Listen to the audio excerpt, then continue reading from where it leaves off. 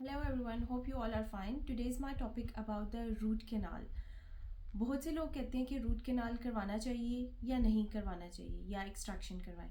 तो आज मैंने सोचा कि मैं आप लोगों के लिए ये क्लैरिफाई करूं कि रूट कैनाल क्या है और दांत को सेव करना क्या चीज़ है। तो आज इस टॉपिक पे हम बात करते हैं। फर्स्ट ऑफ ऑल ये है कि आरसीटी जो दांत है उसको हम रूट कैनाल ट्रीटमेंट कहते हैं और बहुत से लोग इस चीज़ से डरते हैं कि पता नहीं इसको क्या किया जाएगा। असल में दांत के अंदर जो है वो कैनाल्स होती हैं, हम उन कैनाल्स को प्रिपेयर करते हैं और उनकी सफाई करते हैं। उनके अंदर जो नर्व होती है उसको डेड करके उसको हम फिलअप करते हैं। तो ये होती है कि आरसीटी ट्रीटमेंट है। अब आरसीटी ट्रीटमेंट बहुत से लोग डरते हैं, डर की वजह से करवाते नहीं है क्योंकि इसके 3 से 4 विजिट्स होते हैं।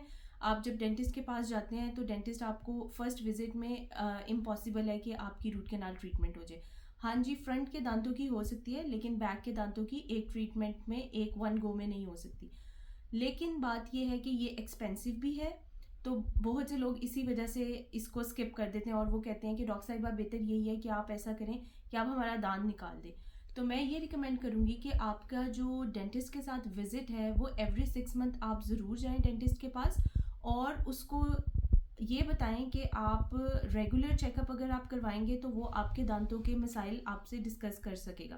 क्योंकि समटाइम्स ये होता है कि आपकी जो कैविटी है वो ग्रेड 1 ग्रेड 2 पे होती है, ठीक है, लेकिन जब आप इतना अरसा 2 साल 3 साल नहीं आते और जब आपको अचानक दांत में दर्द उठता है और आप भागे हुए जाते हैं डेंटिस्ट के पास और जब वो आपके एक्सरे करता है तो आपका दांत इस कदर तक खराब हो चुका होता है कि वो फिर आरसीटी की तरफ जाता है, तब सेव करने के चांसेस कम होते हैं। तो I would advise you to guys कि आप लोग जब भी आपको इस तरह का प्रॉब्लम हो तो आप एवरी 6 मंथ प्लीज विजिट किया करें डेंटिस्ट के पास।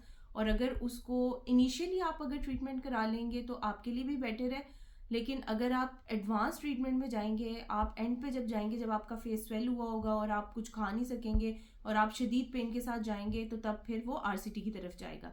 लेकिन मैं ये कहती हूँ कि इसकी प्राइस जो है वो थोड़ी एक्सपेंसिव है, लेकिन आप कभी भी डायरेक्ट इस चीज़ पे ना जाया करें कि दांत निकाल दिया जाए, क्योंकि दांत निकालना इज़ नॉट अ सोल्यूशन। ये एक हमारे पास सेकंड ऑप्शन होती है। समटाइम्स ये होता है कि आरसीटी जो प्रोसीजर है वो फेलियर की तरफ भी जाता है। समटाइम्स जो है लोग कहते हैं कि 5 से 6 साल में इसने वैसे भी फेलियर होना है तो हम अच्छा है बेहतर है कि इसकी एक्सट्रैक्शन करवा लें, लेकिन ऐसा नहीं है। लेकिन आप ये देखें ना कि आप 4-5 साल बगैर दांत के साथ मुंह में रहेंगे कि अगर आपका जो दांत है उसको ट्रीट करा लें और आप उसके साथ रहें, आप कोई भी चीज़ खाएंगे आप अच्छी तरह चुबा सकते हैं, हर चीज़ कर सकते हैं। लेकिन अगर आप एकदम जाएंगे कि आपका दांत निकल जाए तो वो एक सोल्यूशन नहीं है। तो होपफुली कि आपको ये टॉपिक समझ आया हो और इसको मैंने बहुत अच्छी तरह क्लैरिफाई किया है कि आप प्लीज़ एवरी 6 मंथ डेंटिस्ट के पास जाएं और एक्सट्रैक्शन फौरी आप एक्सट्रैक्शन का जो है डिसीजन ना लिया करें।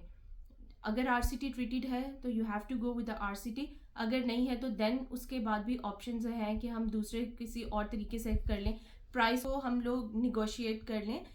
देन फिर ये हो सकता है कि आप जो है डेंटिस्ट के साथ आप अपना प्राइस का जो भी प्रोसेस होगा वो कर लें, तो फिर आपके इंस्टॉलमेंट पे भी हो सकता है। तो अच्छे ट्रीटमेंट को हमेशा अवेल किया करें, बजाय कि आप जल्दी जो इजी ट्रीटमेंट है उस पर फ़ौरन ना जाया करें।